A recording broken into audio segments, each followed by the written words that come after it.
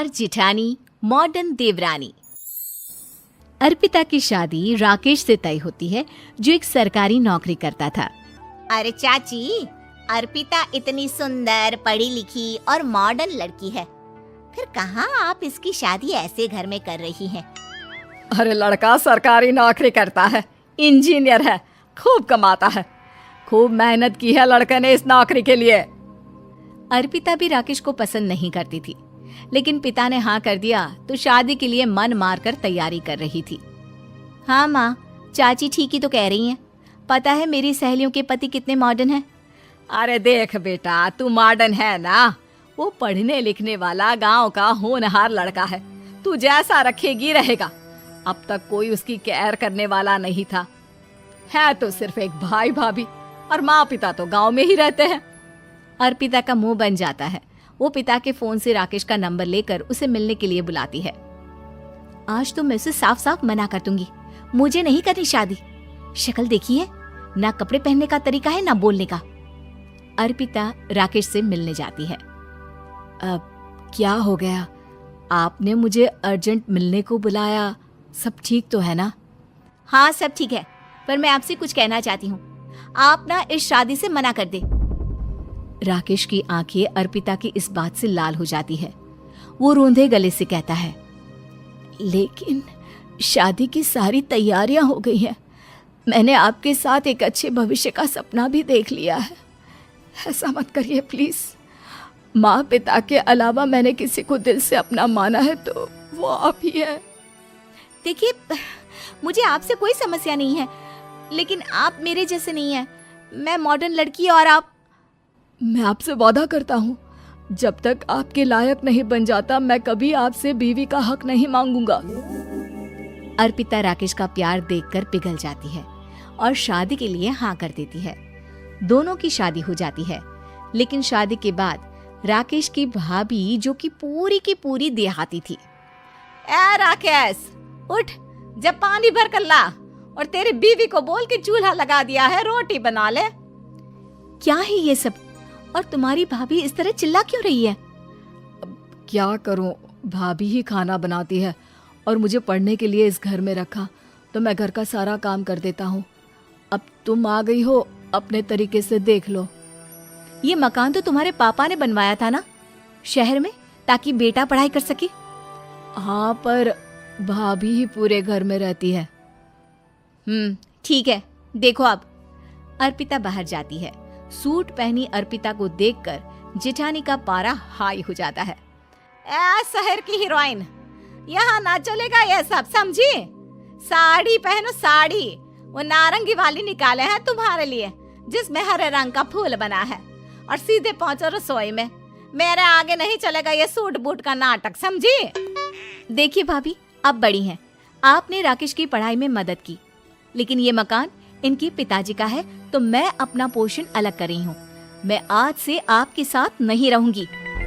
जेठानी का तो मानो पारा ही हाई हो जाता है। और ऐसा कैसे नहीं रहेगी? हाँ, और कौन बोला कि राकेश अलग हो जाएगा? वो अपने भाई के बिना नहीं रहता। आज देखिए तो, देखिए कल के आई छोरी क्या बोल रही है।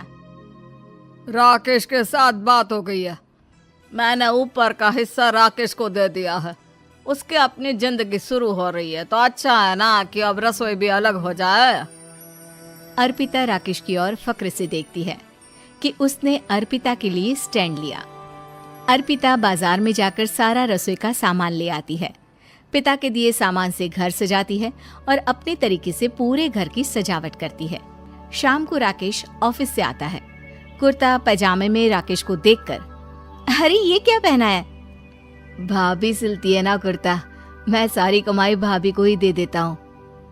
लेकिन अब ना बीबी को देना होगा, क्योंकि भैया भी अच्छी नौकरी करते हैं।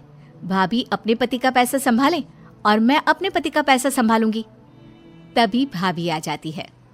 अरे देखो, बहुत हो गया। हाँ, अलग रहने तक तो ठीक था, लेकिन पैसा हम एक फूटी कौड़ी नहीं देंगे। बचपन से तुम्हारे पति को हमने पाला है, उसका हिसाब दो। अच्छा, हिसाब चाहिए? कितना पढ़ी हैं आप जो आपको हिसाब चाहिए? बड़े भाई हैं उनकी, जिन्होंने उन्हें पढ़ाया लिखाया, वो हिसाब मांगेंगे तो जरूर दे। लोगों के माँ बाबूजी आ रहे हैं गांव से, वही लोग ठिकाने लगाएंगे तुझे। अगले दिन सास ससुर आते हैं, दोनों बहुत ही सीधे लोग। अच्छा किया जो ऊपर के हिस्से में राकेश की गृहस्थी लगा दी। अब दोनों बेटे अपना अपना देख ले। छोटी बहू कहाँ है? अरे बहुत ही चालाक है माँ जी, ऐसी जबान चलाती है जैसे दर्जी कैंची चलाता है। वैसे बहू तुम भी कम नहीं थी। और सुनाओ। तभी छोटी बहू सास ससुर के पैर छूकर उन लोगों को चाय और नाश्ता देती है। माँ जी, आप थक गई होंगी, मैं खाना लगा देती हूँ, ऊपर आ जाइए चाय पीकर। अरे बस बस यही रहेंगे वो, क्योंकि बड़ी बहू मैं हूँ।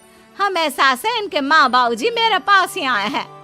चलिए माँ जी, आप ना किचन में खाना बनाइए, मैं जरा बाजार होकर आती हूँ और फिर साथ में खाना खाते हैं। जेठानी बाजार निकल जाती है और सास ससुर बेचारे घर पर अकेले। फिर दोपहर को, माँ जी, मैंने आप सभी के लिए खाना बनाया है। माना मैं छोटी हूँ, लेकिन अच्छा लगेगा अगर आप लोग मेरे साथ रहें। वैसे भी यहाँ है कौन बेटा, चलो ऊपर राकेश के पास ही चलते हैं। सास ससुर दोपहर का खाना खाकर वहीं आराम करने लगते हैं कि जेठानी आ जाती है। अरे वाह, ये तो वही बात हुई ना, कल की आई को पूरा परिवार और हम अकेले के अकेले। भाभी देखिए, परिवार में प्यार से रहा जाता है, ना कि चालाकी से। अम्मा खाना कैसे बनाती, पहले ही गांव से थक कर आई हैं। हाय रे दया, तो मैं का बाजार से ऐस करके आ रही हूँ। अरे भूख के मारे मेरा सर दर्द हो रहा है, पर यहाँ मेरी फिक्र कौन करेगा। अरे तो किचन में खाना है, लगा देती हूँ मैं भाभी। बड़ी बैठकर खाना खाती है और शाम को जब राकेश घर आता है। अरे राकेश, तू तो पूरा हीरो लग रहा है इन कपड़ों में। ऐसे कपड़े पहले क्यों नहीं पहनता था? राकेश बीवी की तरफ देखता है और फिर कहता है, माँ पहले पहनाने वाली नहीं थी ना। हाँ हाँ, और हम जो हाथ से सिल सिल कर कुर्ता पहनाते थे उसका का? अरे तुम्हारे भैया तो आज भी पहन रहे हैं। तभी अर्पिता सास के लिए कपड़े और ससुर के लिए शर्ट पैंट ला कर देती है।